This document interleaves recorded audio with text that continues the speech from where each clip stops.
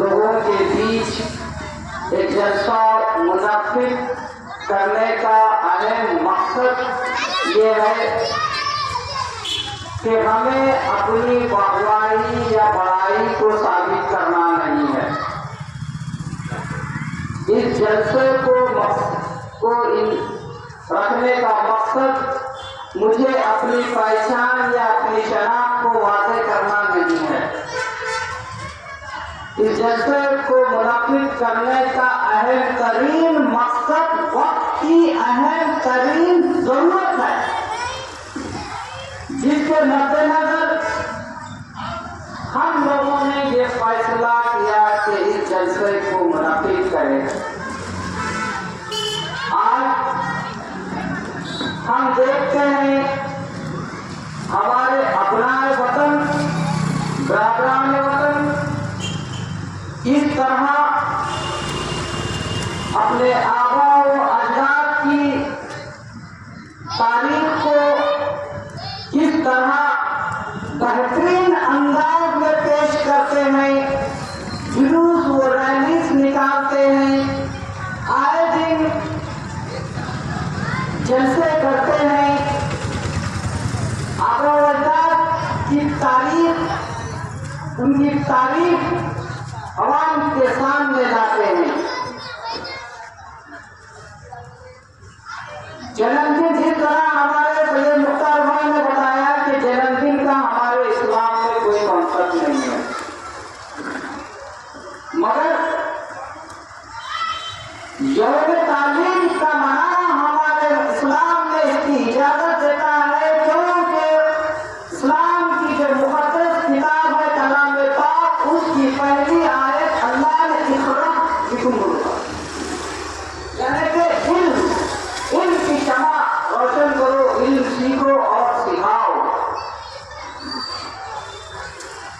तो मकसद हमारा यह है कि हम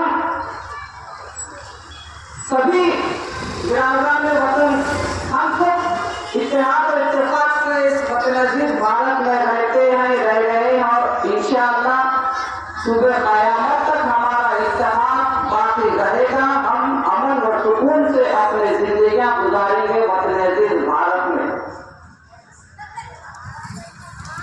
अजीज दोस्तों और बुजुर्गों,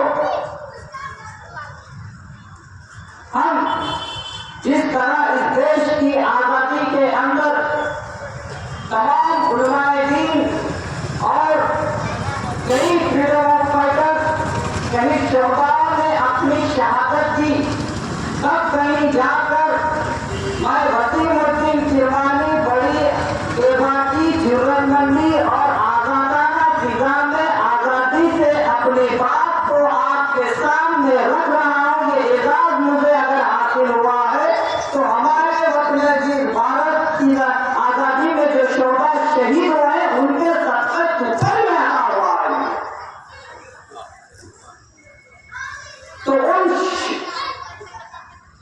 जो फ्रीडम ऑफ फाइटर्स थे उनमें शुमार मौलाना अबुल कलाम आजाद का भी होता है,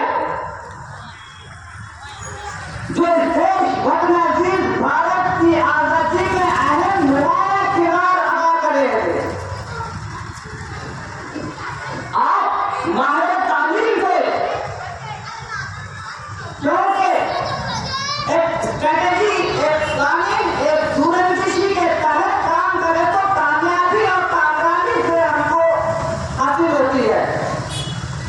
तो हमारा जो प्लानिंग होती है, अगर हम कोई घर बना रहे तो उसमें इंजीनियर की भी जरूरत होती है, प्लम्बर की भी होती है, प्लास्टर करने वाले की भी होती है, सभी की जरूरत होती है। तो देश की आजादी के वक्त माहिर तालीम की भी जरूरत थी, जज्बा और जोश से अंग्रेजों के अंदर भिड़ के शहादत देने वालों की भी जरूरत थी। तो मौलाना अबुल कलाम आजाद एक माहिर तालीम थे, जिनकी तालीमी महारत से, तालीमी फन से देश को कुछ फायदा हुआ, देश की आजादी में इनका योगदान था।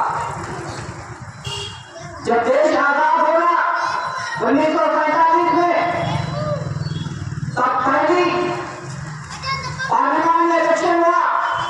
उसके बाद जब पार्टी बन रही थी, गुजरात के जिम्मेदारियां दिए जा रहे थे, तब कौन ऐसी शख्सियत थी जो अहम तरीन वजीफा होता है, वो होता है एजुकेशन मिनिस्टर का। कौन ऐसा तालीमी याफ्ता शख्स जो इस बेहतरीन ओहदे को फर्माइश होकर मुल्क के नौजवानों की तरक्की और खुशहाली के लिए बेहतरीन इक़दाम उठाए और बेहतरीन प्लानिंग और स्ट्रेटेजी तैयार कर सके। तो तब ये तमाम जिम्मेदारों ने हिंदुस्तान की नजर मौलाना अब्दुल कलाम आजाद को ऊपर जबकि लोग फन तामीर के माहिर तामीर थे, इसीलिए इनको और आजाद भारत के पहले एजुकेशन मिनिस्टर का एजाज हासिल हुआ। और हम हुकूमत हिंद का शुक्रगुजार हैं कि मौलाना अब्दुल कलाम आजाद जो आजाद भारत के पहले एजुकेशन मिनिस्टर थे, इनके जन्मदिन पर हुकूमत हिंद ने यौम तालीम डिक्लेयर किया, एजुकेशन डे। बहुत बड़ी बात है। देखो, इंसान अगर समझेगा तो बहुत कुछ है, अगर नहीं समझेगा तो कुछ नहीं।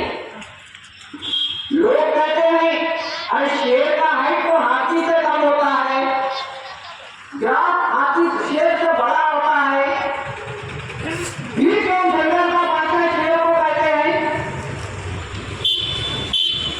तो मेरा जी दोस्तों और बुजुर्गों, शेर के अंदर वो सिफात है, वो काबिलियत है, वो अपने आप को सोचता है कि मैं राजा हूं तो मैं राजा हूं। अब वो हाइट बड़ा है, लंबा पूरा दिल लाल चौड़ा है, उसमें वो सिफात है, वो नहीं मानता अपने आप को बादशाह को, तो दूसरे लोग भी नहीं मानते। तो अपनी अहमियत अपने में होना कि हम काबिल हैं, हम लायक हैं, हम कुछ कर सकते हैं, तो समाज हमें मौका देगा, देश हमें मौका देगा। हम खुद अपनी काबिलियत को, अपनी सलाहियत को, अपने आबा अजदाद की तारीफ को अगर एक पेटी में बंद करके खामोश खिलने बैठेंगे तो कौन हमें इज्जत देगा, कौन हमें उठा के जरूरत हिस्सा देगा? बैठे जगह से आगे हिस्सा देगा, उतना ही अच्छा आएगा। अरे वो तुम्हारा हक है, ये तुम इसके काबिल है, ये अपने मुल्क को देने वाला है क्या? मेहनत करना पड़ेगा। कुछ काम करने के लिए अपने आप को फर्क पड़ा तो कौम की तामीर के लिए शर्मिंदा होना पड़ा तो भी शर्मिंदा होना पड़ेगा। ये ना सोचना पड़ेगा कि लोग मेरे बारे में क्या सोच रहे हैं, मैं क्या कर रहा हूं। सोचने वाला कुछ नहीं कर सकता, करने का दिल में जज्बा होना, जुनून होना तो मंजिल बनती है और हमको मंजिल हासिल होती है। सोचने वाले सोचते रहते जिंदगी में, अरे उन्होंने जमा हो तो मैं कर सकता था, उन्होंने साथ दिए तो मैं कर सकता था, उन्होंने आए तो ऐसा होता था। नहीं, ये शायर का एक शेर है, मैं अकेला ही चला था यानी कि मंजिल, मगर लोग मिलते गए, काफिला बनता गया। तो आज मौजूदा हालात के अंदर जिस तरह हमारे बिरादरान वतन के अंदर एक सियासी शऊर है, सियासी बेदारी है, आए दिन साल के 365 दिनों में कहीं ना कहीं कुछ ना कुछ जन्मदिन मनाते हैं, रैली निकालते हैं और धरने देते हैं, प्रोटेस्ट करते हैं, हुकूमतों की गलत पॉलिसियों के खिलाफ अपनी आवाज को बुलंद करते हैं, हुकूमतों से होने वाले नाइंसाफियों की तर्जुमानी करते हैं। ये जिंदगी है, ये जमहूरियत है, ये जमहूरी अधिकार है। हम जमहूरी अधिकार से महरूम होते जा रहे हैं। हमारा भी जमहूरियत है, हम भी वतन अजीज भारत से उतनी ही मोहब्बत करते हैं जितने के बिरादरान वतन करते हैं, जितना के हिंदुस्तान के बिरादरान वतन का हक अधिकार है, उतना भी हमारा भी हक अधिकार है। हमने भी उतना ही बलिदान और कुर्बानी की है देश की आजादी के लिए। फिर हम जो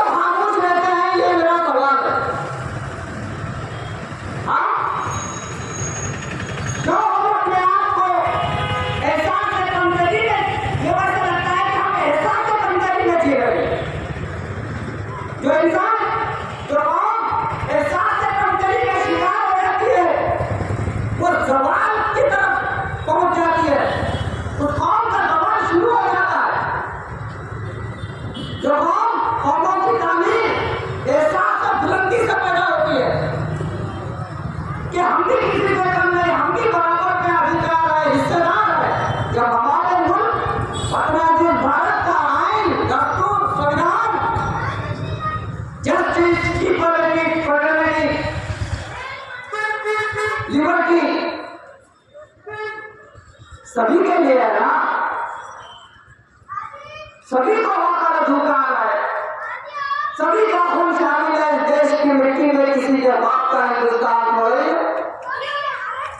उठो नौजवानों, नौजवानों, अपनी तारीख को पर रोशनी डालो, अपनी तारीख को समझो।